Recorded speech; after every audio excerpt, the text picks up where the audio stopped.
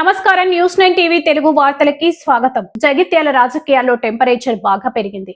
Municipal ఎన్నికల counting సమయంలో chairman పీఠంపై రసవత్తర drama మొదలైంది. ఎమ్మెల్యే డాక్టర్ సంజయ్ కుమార్ వర్గం కౌన్సిలర్లను ప్రత్యేక వాహనంలో క్యాంపుకు తరలించారని సమాచారం.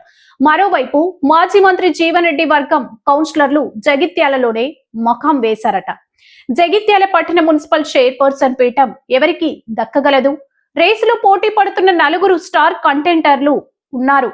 సమిన్లవాణి శ్రీనివాస్, తోపారపు లావణ్య రజనీకాంత్, అడవాల జ్యోతి లక్ష్మణ్, ములాస్తపు గాజుల లావణ్య మహేష్.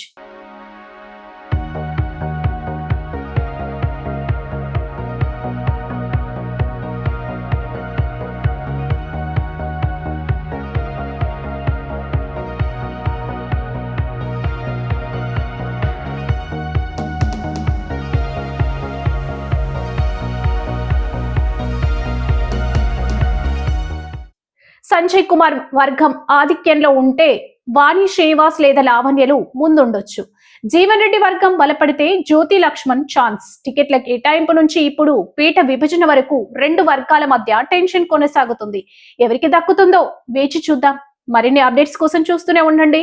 ఇది జగిత్యాల మున్సిపల్ రాజకీయాల స్పెషల్. మరిన్ని తాజా వార్తల కోసం చూస్తూనే ఉండండి న్యూస్ 9 టీవీ తెలుగు. జై హింద్.